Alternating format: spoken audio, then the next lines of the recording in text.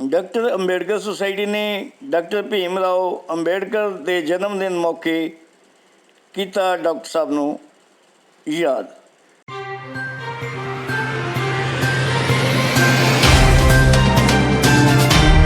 Doctor Ambedkar welfare social society Punjab वालों doctor Bhim Rao Ambedkar ji का 130वां जन्मदिन सरहिंद विखे मनाया गया। इस मौके आल इंडिया इलाहाबाद बैंक यूनियन के जनरल सकत्तर नरेश वैद मुख्य मेहमान वजों शामिल हुए। इस मौके नरेश वैद ने संबोधन करदे कहा कि बाबा साहब डॉक्टर भीम राव अंबेडकर रुकावटों के बावजूद भी पढ़े, जो उस समय संसार के सब तो वध पढ़े लिखे व्यक्ति सन, जिस कारण उन्होंने आज़ाद भारत विच भारत का संविधान लिखण की विशेष जिम्मेवारी सौंपी गई, जिस दे सिर ते अज भारत देश चल रहा है। उन्होंने कहा कि सानू अजिहे रहबरां नूं हमेशा याद रखना चाहिए है अते उन्हां दे उपदेशों नूं मुख रख के अपना जीवन गुजारना चाहिए है। इस मौके एडवोकेट कमलजीत मट्टू, रणजीत सिंह तरखान माजरा, सुखमीत सुखी, दर्शन सिंह, विनोद वैद, श्यामलाल समाणा, विक्रम कुमार, मनीष सोहता, डॉक्टर JS खन्ना, कुलदीप सिंह आदि तो इलावा बहुत सारे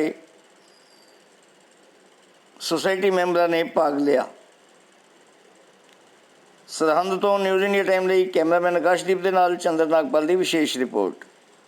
ਦਿਹਾੜਾ doctor Ambedkar social welfare society वालों हर साल की तरह इतने रेलवे स्टेशन अपने हैड हाउस से मनाया जा रहा और बहुत ही असी खुशकिस्मत है कि अज 14 अप्रैल 1891 ਨੂੰ मध्य प्रदेश के डिस्ट्रिक्ट इंदौर के महू च उस महान शख्सियत ने जन्म लिया जिसने एक पूरी इंडिया की वर्ल्ड च क्रांति ली और बहुत ही जोड़े गरीब वर्ग के हरेक वर्ग को उन्होंने संविधान च प्रदान किया और पहले कानून मंत्री रहे और सब तो वध डिग्रियां उन्होंने कोल सीआं और कोलंबिया च 204 ईस्वी च वर्ल्ड के 250 बंदियां नूं उन्होंने कोलंबिया वालियां ने सन्मानित किया।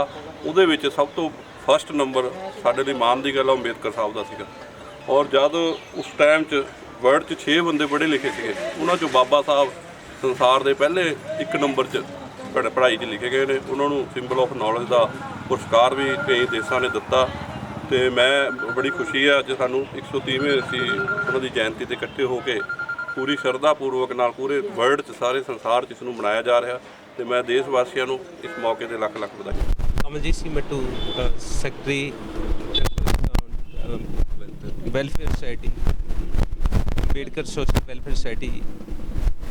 अज मैं डॉक्टर BR अंबेडकर जी के 130वें जन्म दिहाड़े ते पूरे समाज के सारे व्यक्तियों मैसेज देना चाहता हाँ कि डॉक्टर BR अंबेडकर साहब ने पूरे समाज लई, औरतों लई, बच्चों लई, समाज के हर तबके लई अपने पूरा संघर्षमय जीवन बतीत किया। सानू इन्हां दे जन्म दिहाड़े तो इन्हां दीयां सिੱਖਿਆਵਾਂ तो प्रेरणा लैके समाज दे विच हर वर्ग नूं नाल लैके देश नूं तरक्की ਵੱਲ ਲਿਜਾਣ ਲਈ एक उपराला करना चाहिए है, जो कि बाबा साहब ने अपने जन्म दे विच संघर्ष के दौरान बहुत औकड़ां झੱਲ के सानू साडे देश का बहुत वधिया संविधान लिखिया है, जिहदे विच औरतां नूं खास करके साडे जो समाज की जिहड़ी कि साडे जिस समाज की साडी तरक्की की नींह है एक औरत वालों घर तो रखी जाती है।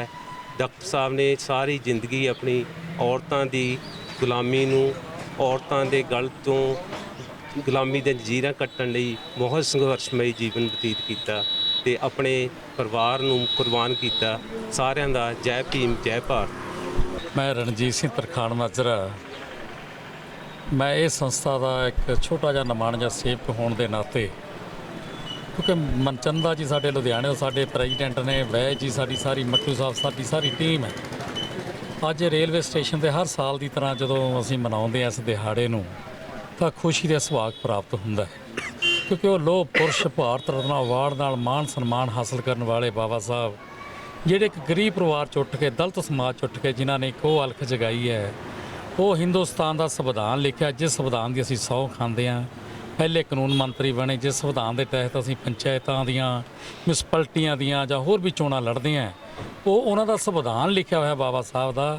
ਉਹਨਾਂ ਨੇ ਪੂਰੇ ਸਮਾਜ ਨੂੰ ਇਹ ਗੱਲ ਕਹੀ ਹੈ, ਪੂਰੇ ਸਮਾਜ ਨੂੰ ਇਹ ਉਹਨਾਂ ਨੇ ਜਾਗਣ ਵਾਸਤੇ ਗੱਲ ਕੀਤੀ ਹੈ ਕਿ ਮੇਰੇ ਸਮਾਜ ਦੇ ਵਾਰਸੋ, ਪੜ੍ਹੋ, ਜੁੜੋ, ਸੰਘਰਸ਼ ਕਰੋ। ਉਹ ਤੋਂ ਬਗੈਰ ਤੁਹਾਡੀ ਕੋਈ ਪ੍ਰਾਪਤੀ ਨਹੀਂ।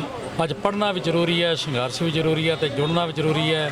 ਬਾਬਾ ਸਾਹਿਬ ਦੀਆਂ ਸਿੱਖਿਆਵਾਂ ਨੇ ਜੋ ਐਡੇ ਵੱਡੇ ਫਿਲਾਸਫੀ ਵਿਦਵਾਨ, ਜੋ ਮਰਜ਼ੀ ਉਹਨਾਂ ਵਾਸਤੇ ਕਿਹਾ ਜਾਵੇ ਕਿ ਮੈਂ ਕਹਾਂਗਾ ਘੱਟ ਆ, ਅਰਥ ਸ਼ਾਸਤਰੀ ਕਿਹਾ ਜਾਵੇ ਘੱਟ ਹੈ, ਕਿਉਂਕਿ ਉਹਨਾਂ ਨੇ ਪੂਰੇ ਵਰਲਡ ਨੂੰ ਦੱਸ ਦਿੱਤਾ। ਉਹਨਾਂ ਦਾ ਲਿਖਿਆ ਸੰਵਿਧਾਨ, ਜੇ ਉਹਨਾਂ ਨੇ ਘੱਟੋ ਘੱਟ ਮੈਂ ਕਹਿ ਸਕਦਾ ਵੀ 32 ਡਿਗਰੀਆਂ ਮਾਣ ਪ੍ਰਾਪਤ ਕਰਨ ਵਾਲੇ ਨੇ। ਡਿਗਰੀ ਇੱਕ ਨਹੀਂ ਹੁੰਦੀ ਇਨਸਾਨ ਤੋਂ। ਉਹਨਾਂ ਸਮਿਆਂ 'ਚ ਜਦੋਂ ਜਾਤੀਵਾਦ ਦਾ ਬੋਲਬਾਲਾ ਤੇ ਛੂਆਛਾਤ ਦਾ ਬੋਲਬਾਲਾ ਸੀ, ਬਾਬਾ ਸਾਹਿਬ ਤੈਨੂੰ ਸਲੂਟ ਕਰਦੇ ਹਾਂ, ਤੂੰ ਸਾਡੇ ਸਮਾਜ ਨੂੰ ਦਿੱਤਾ ਹੈ। ਭਾਵੇਂ ਅੱਜ ਅਸੀਂ ਸਰਕਾਰ ਜੇ ਡਾਇਰੈਕਟਰ ਹਾਂ, ਉਹ ਇੱਕ ਅਲੱਗ ਮਾਣ ਹੈ, ਪਰ ਸਭ ਤੋਂ ਪਹਿਲਾਂ ਅਸੀਂ ਸਮਾਜ ਦੇ ਹਾਂ। ਉਸ ਦਲਿਤ ਸਮਾਜ ਦੇ ਨਾਲ ਜਿਹੜਾ ਜੁੜੇ ਹੋਏ ਹਾਂ, ਜਿਸ ਸਮਾਜ ਦੇ ਅੰਦਰ ਬਾਬਾ ਸਾਹਿਬ ਦੇ ਨਾਂ ਦੇ ਉੱਤੇ ਬਣੀ ਹੋਈ ਸੰਸਥਾ ਜਿਹੜੀ ਰਾਹੇ ਵਗਾਹੇ ਸਮਾਜ ਦੇ ਉਹਨਾਂ ਲਤਾੜੇ ਲੋਕਾਂ ਦੀ ਸੇਵਾ ਕਰਨ ਵਿੱਚ ਪੂਰਾ ਪਹਿਰਾ ਦਿੰਦੀ ਹੈ। ਵੈਜ ਨਰੇਸ਼ ਜੀ ਦਾ, ਉਹਨਾਂ ਦਾ ਸਾਰੀ ਟੀਮ ਦਾ, ਸ਼ਾਕਾ ਜੀ ਸਾਡੇ ਪਰਮ ਮਿੱਤਰ, ਸ਼ਾਮ ਜੀ, ਸਾਰਿਆਂ ਦਾ ਮੈਂ ਧੰਨਵਾਦ ਕਰਦਾ। ਔਰ ਜੈ ਹਿੰਦ, ਜੈ ਭਾਰਤ, ਜੈ ਭੀਮ, ਜੈ ਭਾਰਤ।